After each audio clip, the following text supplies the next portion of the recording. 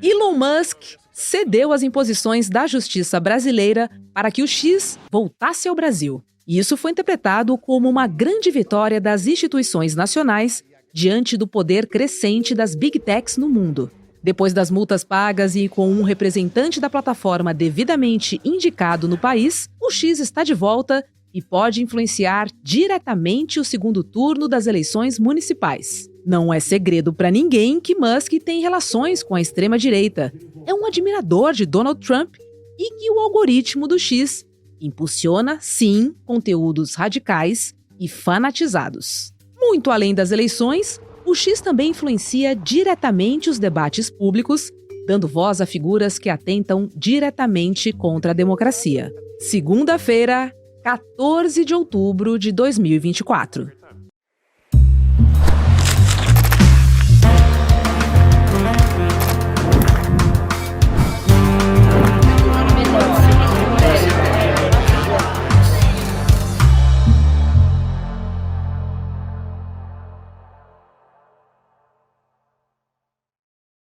Olá, seja muito bem-vindo, seja muito bem-vinda. Eu sou a Roberta Garcia e este é o videocast Em Detalhes. Aqui sempre nós vamos mergulhar e analisar um tema importante do nosso dia a dia.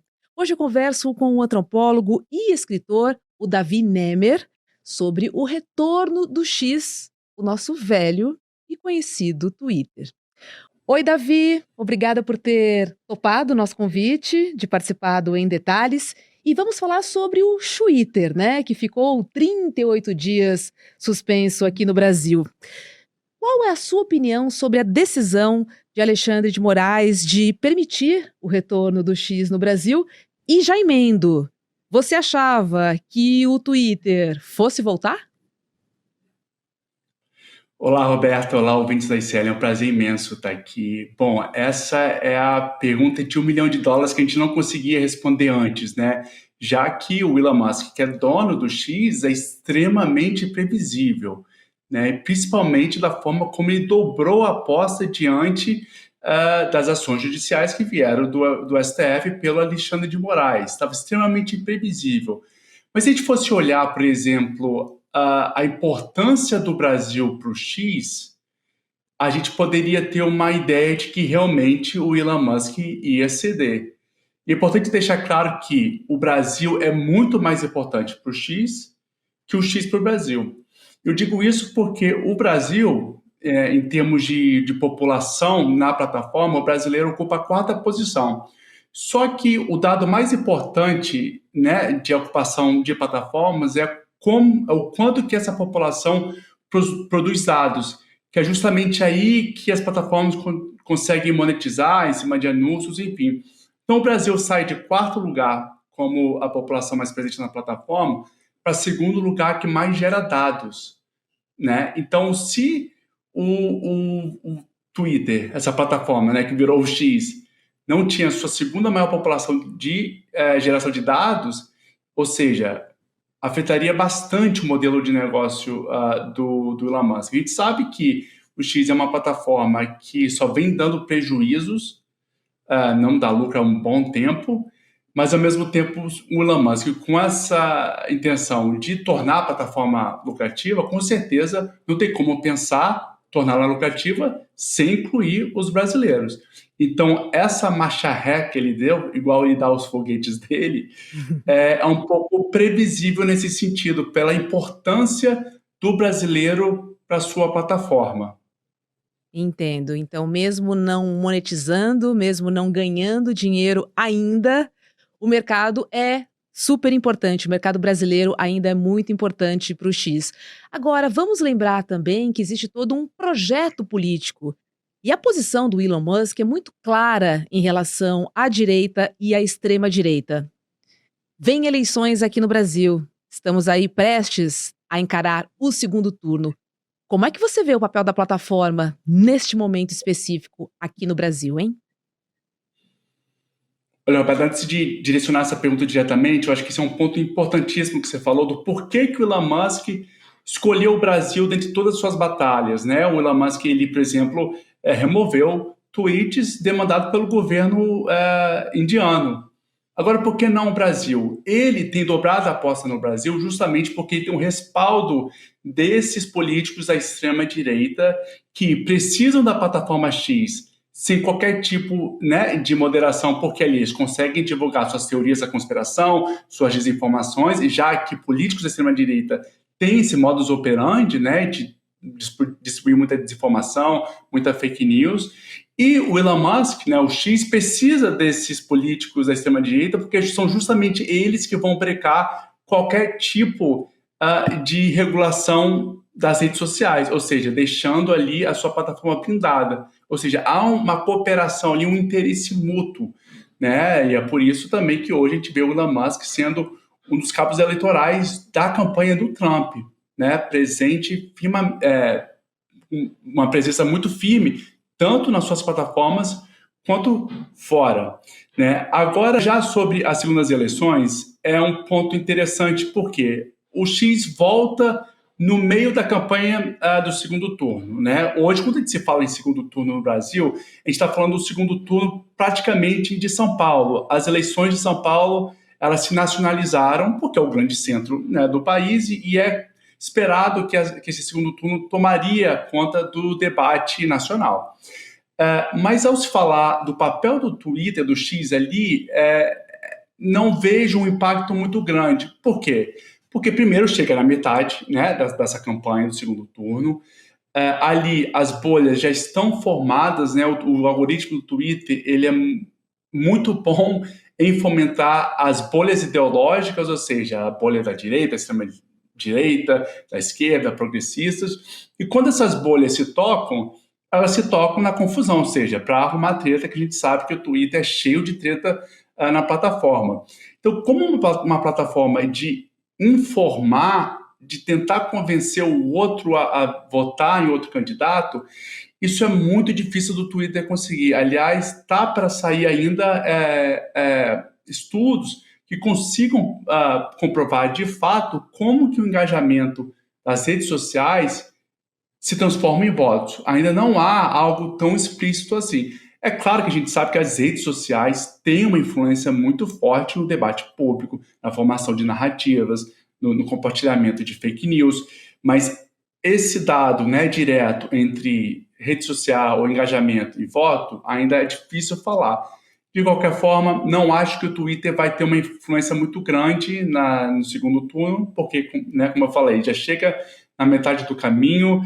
O Twitter não é uma plataforma que ocupa os 4 cantos do Brasil, é uma plataforma relativamente pequena, ocupa apenas o 10º lugar do ranking das redes sociais com mais usuários ativos no Brasil, atrás de plataformas de nicho como o LinkedIn, o Pinterest, ou seja, só tem somente ali 22 a 24 milhões de usuários ativos, e isso nos deixa claro que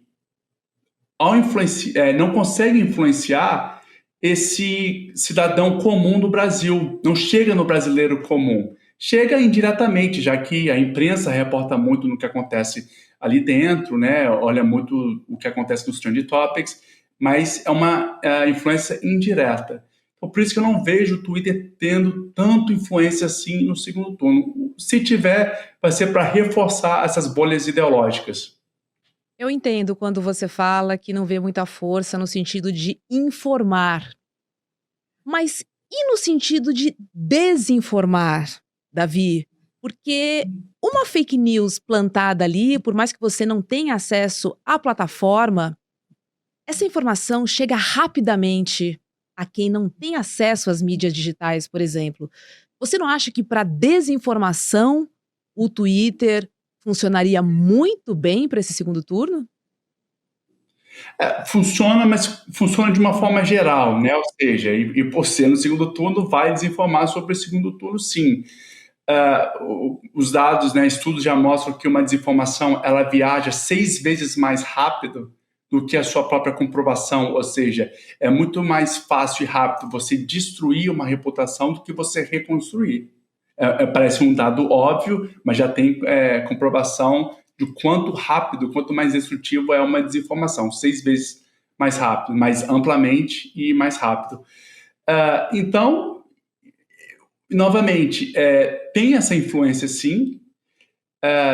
Quem tende a acreditar nessa desinformação são pessoas que já estão predispostas a acreditarem naquela desinformação que vem atacar um candidato, né? Então, ou seja, já está alinhado ali a um campo ideológico que vai facilitar essa crença.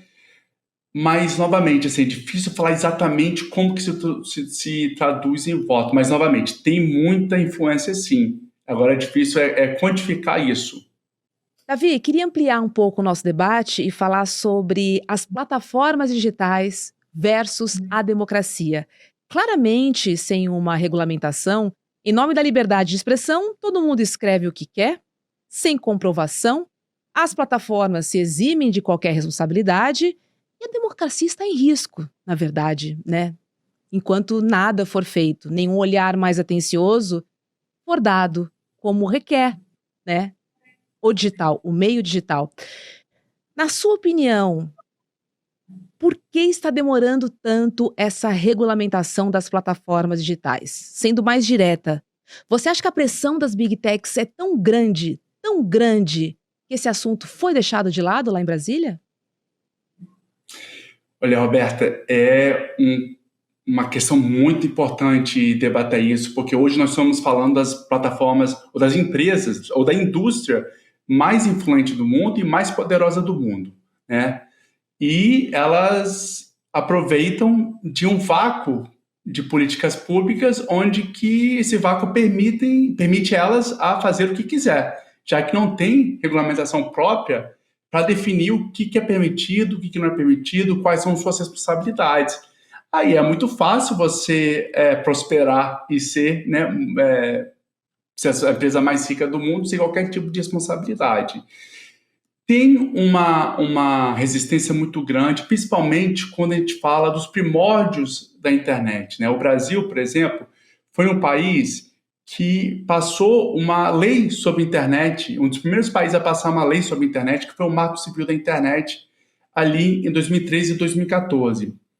Por mais que tenha sido uma lei bem progressista e bem avançada, em modelo para o mundo inteiro, já começou um pouco defasada, já que em 2014, por exemplo, o Orkut, que era o saudoso e famoso Orkut, que era a plataforma mais utilizada no Brasil até ali 2012, em 2014 já não era mais, já tinha o Facebook, que fazia utilização mais intensa de algoritmos, né, de recomendação, enfim, ou seja, a gente tem uma noção de rede social ali até 2012, só que já em 2013 essa noção muda e essa política já fica um pouco defasada.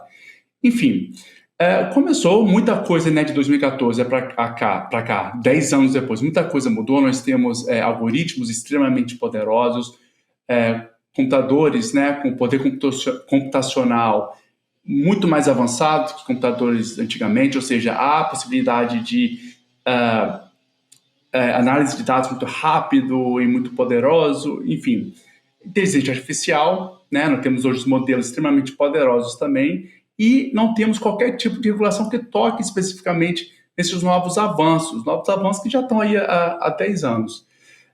Não há um esforço muito grande, porque não há um esforço político e há um esforço muito grande do lobby das Big Techs, que simplesmente cresceram e estabeleceram esse domínio justamente por não ter essa regulação. As Big Techs veem esse entendimento de regulação como uma forma de moldar e limitar o seu poder e o seu lucro, consequentemente, né? As Big Techs, elas têm um modus operandi extremamente libertário, onde eles odeiam a ideia de Estado e odeiam essa ideia de regulamentação, porque eles se veem acima de qualquer regulação de qualquer Estado para poderem regular o seu próprio espaço da forma que bem entenderem. E não é bem assim, né? Estados, governos têm suas próprias leis, suas próprias constituições que devem ser atendidas e obedecidas, independente da natureza de qualquer negócio. Só que o problema é que dentro do Estado nós temos atores que corroboram com esse pensamento, que são justamente esses políticos da extrema-direita, da direita, que tem um ideal meio alucinado de serem libertários, que não querem um Estado presente, mesmo eles trabalhando para o Estado. É extremamente confuso, mas conveniente, porque, como eu falei antes, há uma relação de ganho mútuo. Ou seja, esses políticos querem se perpetuar dentro do Estado, num Estado que eles clamam que é pesado, que é corrupto, mas querem se perpetuar ali dentro, mas através do apoio, do suporte dessas big techs que conseguem dar esse apoio através das suas plataformas e sua influência. Então, ou seja, é possível mapear essa correlação em que tem como objetivo destruir o Estado, mas perpetuar justamente aqueles que querem a destruição do seu Estado, só que apoiado pelas big techs, né, pelas suas plataformas digitais. É isso, né? O interesse dos políticos vai ao encontro do interesse das big techs, principalmente falando em liberdade, entre aspas, e monetização, né, Davi? Agora eu queria pedir a sua opinião. Se você tivesse a caneta na mão, quais seriam as suas recomendações de políticas públicas para a gente regular, né, as plataformas digitais, hein? Principalmente as mídias sociais? Então, Roberta, a gente não precisa reinventar a roda aqui, porque no Brasil nós temos leis muito específicas sobre a liberdade de expressão. Por exemplo, o discurso de ódio não é protegido pela liberdade de expressão, é um Uhum. crime, né? Ações LGBTfóbicas também, a misoginia. Então, o fato da gente não poder corretamente materializar esse tipo de ação no mundo offline, a gente não pode no mundo online. E por que é permitido fazer isso no mundo online? Porque há um vácuo de responsabilidade quando se chega nessa questão da responsabilização das big techs. Porque dentro até mesmo do Marco Civil da Internet, no artigo 19, que é baseado na seção 230 aqui dos Estados Unidos, se entende que, a priori, a pessoa responsável pelo conteúdo ali postado, que possa ser um conteúdo criminoso, essa pessoa que tem que ser responsabilizada. Isso que fala a seção 230 aqui nos Estados Unidos. Ou seja, então você pode imaginar que as big techs ali estão todas protegidas, ou seja, porque a pessoa pode ali xingar, criar qualquer tipo de crime sem ter qualquer responsabilidade, já que quem é responsável é quem postou. E aí fica mais complicado e mais interessante aqui, porque não é só mais sobre a responsabilidade. Aqui as plataformas, dentro desse discurso criminoso, gera muito lucro. Porque o discurso que mais gera medo, ansiedade, raiva, ou seja, todo aquele discurso que vem por trás das desinformações, das teorias da conspiração, é o que mais vai circular, é o que mais vai gerar engajamento, é justamente aí que as plataformas conseguem monetizar ainda mais, ou seja, com um discurso mais extremo, isso prende a pessoa na plataforma, né? E com a pessoa presa na plataforma, a plataforma pode falar para os seus anunciantes, olha, meu usuário passa X horas aqui, né, navegando na minha plataforma, então se você mostrar o seu anúncio aqui, as pessoas vão ter mais chance de ver a sua marca. Ou seja, é saber otimizar ali essa economia da atenção. Só que as plataformas fazem um jogo de tudo ou nada. Ou seja, eles não querem saber se o conteúdo é saudável, se o conteúdo é criminoso, eles querem prender o usuário para mostrar essa marca. Então, aqui nos Estados Unidos, a seção 230 permite que as plataformas possam fazer esse jogo sem serem responsabilizadas, porque se alguém for responsabilizado, é o usuário. No Brasil, a priori, essa é a lógica, mas a princípio, né, como eu falei, a pessoa ela é responsabilizada, mas se a pessoa não retirar o conteúdo, a plataforma ela também é demandada, né, por ordens judiciais para retirar esse conteúdo criminoso. Se não remover, ela é criminalmente responsabilizada, civilmente também responsabilizada pelo conteúdo. Aí que aconteceu essa confusão toda também com o X, né, o Alexandre de Moraes. É isso que deu o respaldo ao Alexandre de Moraes demandar também a retirada de contas do X e responsabilizar o X. Mas como a gente viu esse episódio todo do Alexandre de Moraes e do X, uma coisa ficou muito claro: tem muita coisa mal definida nessa relação, e é muito mal definida justamente porque não há essa regulação, né? Se esses políticos da extrema-direita que estão aí criticando o Alexandre de Moraes, eles deveriam, então, ser os primeiros a proporem uma regulação da internet, porque como a regulação da internet não vai ficar subjetivo às decisões do judiciário, né? Porque o judiciário ali vai ordenar ali suas ordens judiciais baseado nas leis já existentes e baseado nas suas interpretações, já que não há essa regulação direta sobre as redes sociais. Então, quem reclama muito do Alexandre de Moraes, eu recomendo muito, então, começar a propor leis específicas, né, para regular as big techs, porque aí a gente vai evitar esse conflito daqui para frente. Só que não fazem porque, novamente, não é interessante para esses políticos, né? Então, vão ficar eternamente nesse embate ideológico, que para eles é muito bom, já que eles capitalizam muito em cima dessa lógica do nós contra eles, né? Então, é sempre importante para essa galera da extrema-direita ter um inimigo, nesse caso é o Alexandre de Moraes, porque eles precisam dessas batalhas, né? Desses engajamentos nas redes sociais para gerar engajamento e para ter um tipo de influência. Total, Davi.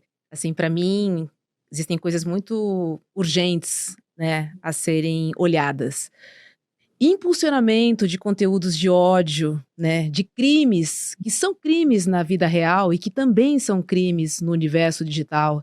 Assim, eu rapidamente diria que esses 2 pontos, para mim, eles são fundamentais e eles necessitam, de fato, de um olhar, de uma regulação. E aí eu te pergunto, quais países você tem como referência em regulação? Em quais democracias você se inspira para pensar nessa regulação, nesse modelo? Olha, em pensar em regulação, é claro que é importante ver o que outros países, outras regiões estão fazendo, mas é importante sempre lembrar que as leis elas precisam ser adaptadas, já que diferentes culturas vão demandar diferentes demandas legais, né? E o interessante da sua pergunta é que realmente mostra como que no mundo inteiro a gente está muito atrás de regulação que a gente pode falar. Essa regulação aqui, ela é o ideal, então vamos tentar adaptar para o Brasil. Hoje, o mais próximo disso é a União Europeia, né? Como bloco, a União Europeia é quem tem caminhado mais progressivamente e tem mais avançado nas suas leis e nos seus debates sobre regulação das big techs e das plataformas. O Brasil tem utilizado muito dessa influência nas suas políticas públicas, por exemplo, o PL 2338, que está no Senado, que objetiva regular a inteligência artificial, traz muito da linguagem, do entendimento da União Europeia e tenta ali adaptar para a questão brasileira. O próprio PL 2630, que vinha regular as big techs no Brasil, que infelizmente foi enterrada de vez pelo Arthur Lira, trazia muito da linguagem também da União Europeia. E isso não é sobre copiar, não é sobre ser submisso à União Europeia, é porque, como a gente está falando das mesmas plataformas, das mesmas big techs, é claro que o efeito que teria na União Europeia, nos Estados Unidos, também teria no Brasil, com algumas diferenças, claro, mas é importante ter esse intercâmbio, porque eu acho que a gente está caminhando para uma regulação global, já que as plataformas viraram esse player global extremamente poderoso. Mas é importante, né, quando a gente caminha para essa abordagem mais global, é que ela seja flexível o suficiente para que países possam utilizar desse framework, dessa abordagem, para adaptar as suas questões e necessidades culturais e sociais. Mas, novamente, a União Europeia é quem tem mais caminhado firmemente nessas regulações das big techs. Eu concordo muito com você. Eu acho que a gente precisa, de fato, se inspirar né? Olhar quem já está lá na frente e, logicamente, que adaptar as nossas características aqui do Brasil. Obrigada, foi ótimo conversar com você. O tempo passou muito rápido, ficaria aqui por mais algumas horas trocando essa ideia com você. Um ótimo dia, viu? Volte mais aqui no Em Detalhes. Obrigado, Roberto. É um prazer imenso conversar aqui com você, com o pessoal do ICL. Deixa aqui meu abraço e estou aqui à disposição. Tá certo. Tchau, tchau. Obrigada. Olha, a super aula com Eduardo Moreira que tivemos no domingo. Olha, entrou para a história. O Guia da Liberdade Financeira mostrou para milhares de pessoas as melhores estratégias para você cuidar das suas economias de uma forma muito simples, para todo mundo entender e mudar um pouco a sua relação com o dinheiro. Dá para salvar um pouquinho, dá para investir, mesmo com R$1, tá? Muita gente pediu para liberarmos o replay para mostrar aos amigos, aos familiares e também para todo mundo entender que investir é possível e também acessível para todos. Não é coisa do milionário só não, tá? E nem de Faria Limer. Então, o replay tá liberado, mas é por tempo limitado. Então, você precisa se inscrever agora mesmo acessando emdetalhesicl.com.br. E quem ficar até o final ainda pode garantir presentes oferecidos para quem assistiu ao vivo no domingo. Então você tem o replay e ainda pode ganhar os mesmos brindes de quem acompanhou ao vivo. Não perca, essa aula tá muito bacana, eu assisti e olha, anotei tudo no meu caderninho, tá bom? Recomendo para você.